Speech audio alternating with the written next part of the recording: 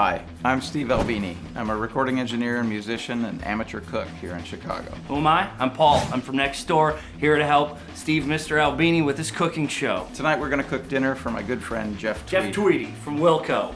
He's coming over here, cooking for him. Where there's smoke, there's fire. Steve Albini, cooking show.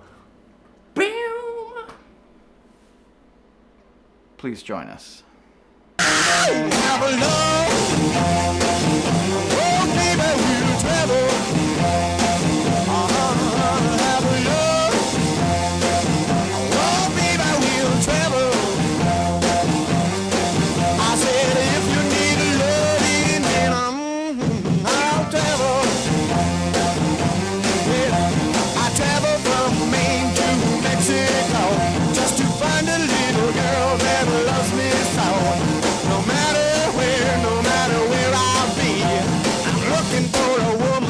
Satisfy me, have a love.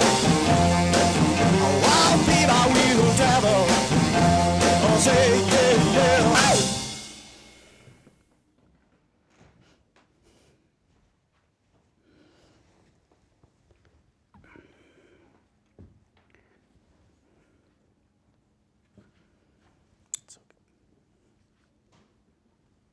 Hey Steve, is this for me? This water?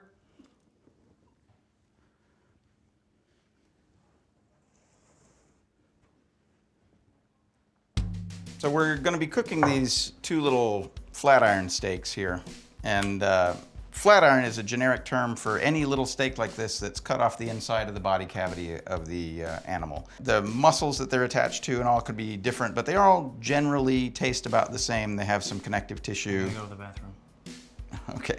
They have some connective tissue and some light marbling. Because they're inside the body cavity, they have a more intense, beefy flavor. They're generally speaking very inexpensive. They're a nice size for a pan. They're a nice, useful little cut of meat, and I think they're underused, the flat iron steaks. It was a false alarm. Great, good to know. I'm gonna make a rub like this, which I'm gonna use to dress these little steaks. The rub acts as a seasoning and sort of a dry marinade. If you let it rest long enough, it draws some of the moisture out of the meat and then dissolves the salts and flavors. For this rub, I'm gonna use some mint and some thyme, and well, might as well use some oregano. Where'd you get them herbs? These we grew out back. Medicine from the land. Hello, Wakaya. That's unbelievably offensive. I find that I make these green powders, once I've made them, I find myself using them for all sorts of different things. So is Jeff Tweedy, is he nice? Like, is he gonna like me? The nicest thing about these is that you can vary the mixture of the herbs depending on what you're using for them, and you can add extra stuff in there, like you can use garlic powder, black pepper, and the treatment is still basically the same. You just throw it in the mortar and grind it up with a pestle. And Should I? Sorry? Whatever.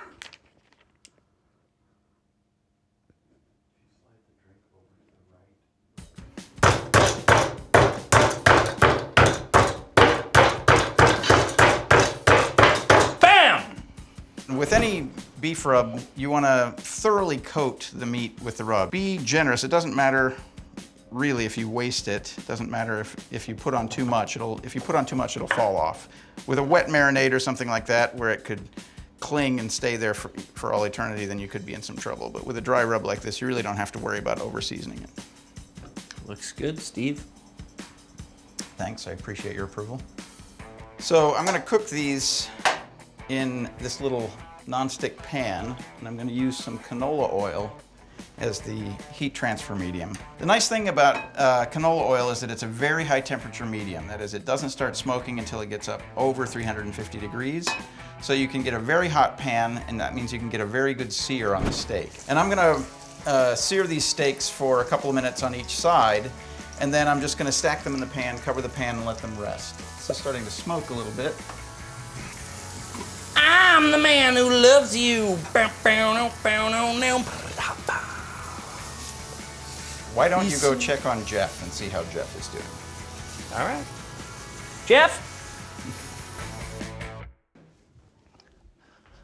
Hi, Mr. Tweedy. Oh, hey. I'm Paul. Hi, how's it going? It's great to meet you. Hi. You're my hero. Oh, man. Well, times are tough all over, aren't they?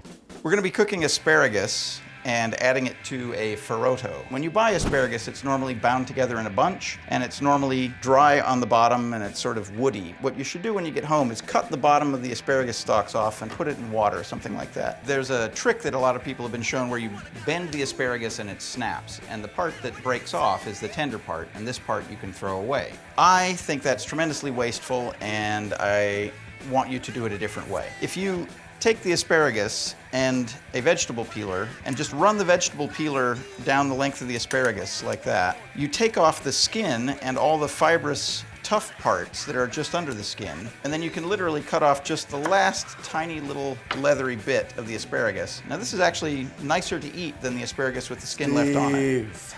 Hey, How's Paul. it going in here? Good. Me and Jeff are hanging out. It's pretty cool. He's very cool. We're cool. But I wanted to know how much longer it was going to be because we're getting hungry. Hey, can I send you out on an errand? Like a mission? Sure. It could be like a mission. Yeah. I need some cotija cheese to add to the farotto. They have it at Cotija. the corner market. Corner market. You got it. I'll be right back. Biatch. Mr. Albini. Hey, Jeff, I'm running to the store. Do you need anything? Starbucks? Something? Nah, I'm good, Paul. Thanks. All right. Peace out, playa. All right. Hey, caramel macchiato.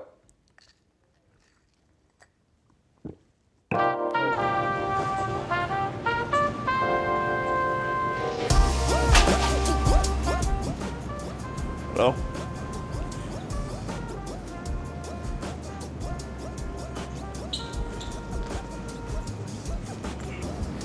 Not ripe yet. So that's what a papaya is. Hello.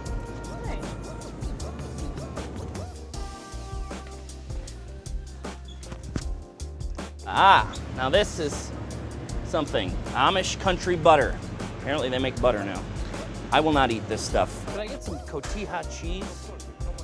Just a pound. Thank you so much. Great, have a wonderful one. Thank you. All right, we got our groceries, we got our cheese. Let's get back to Steve and get cooking.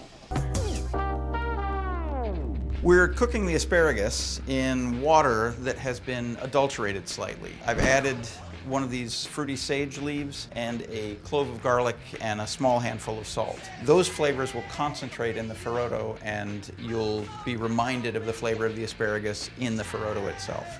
Now the asparagus is just about coming to done here, and I want to stop the cooking quickly. And the way to do that is by taking the asparagus out of the boiling water and shocking it in ice. I have a basin of ice here, and I'm just going to take the asparagus out of the cooking liquid and dump it in the ice. The combination of the ice and the water is actually better at removing heat than just the ice itself.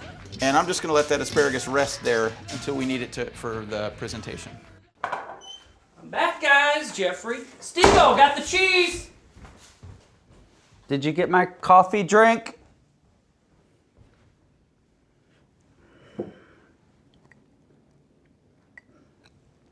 The first step in making a farro is the same as a risotto. You cook the grain. Cojita. Terrific. Thank you very much. Accomplished per your request, my liege. Thank you very much. No problem. Hey, can you do me a favor? Can you cut off a knob of butter, about 3 or 4 tablespoons for me? Absolutely. Do you cook the grain in butter or oil? And what? It's good butter.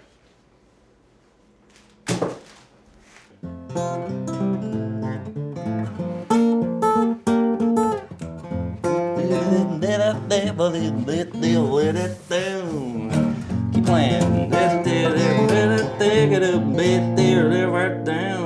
Well, there's a ghost in the grave. Yeah. Hey, Paul. How's it Hey. going? Oh, You want to play something? sure. You do? That's what I was waiting for you to come take the guitar. I wrote this one for my sister. Hold my hand, why won't you in the bed next to me. Hold my hand, why won't you let me be the man for you? 'Cause I don't know what to do anymore when I cut my wrists and die. Cut my wrists and die.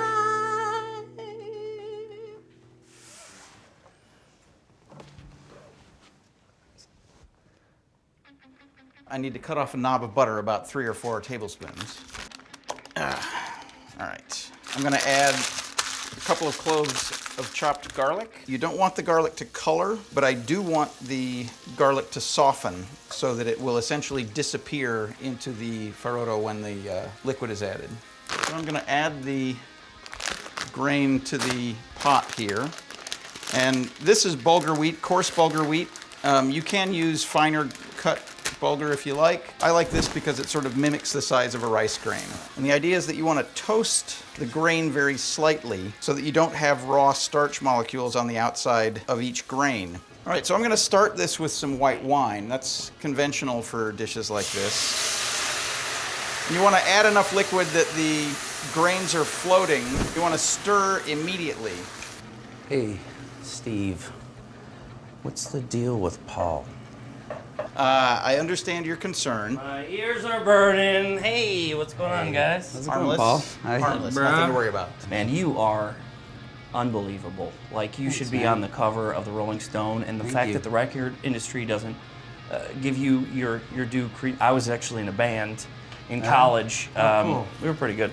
We're basically like, you know, the Stooges, but a little bit more violent and better harmonies. Oh, wow. Do you have a job? Why would you? Yeah, I do. I work at Lids with my mom. Then I really wouldn't. I don't.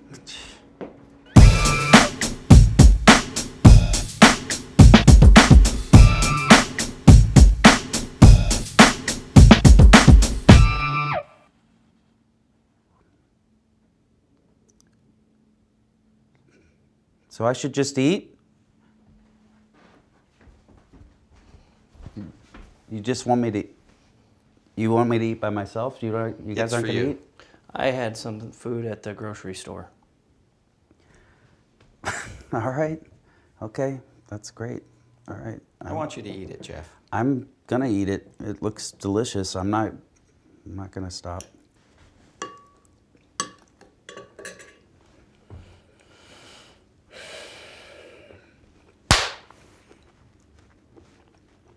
That is unbelievable. That is so unbelievably good, Steve. Can I ask you a question?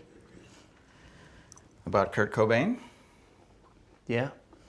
All right. Do you think she killed him?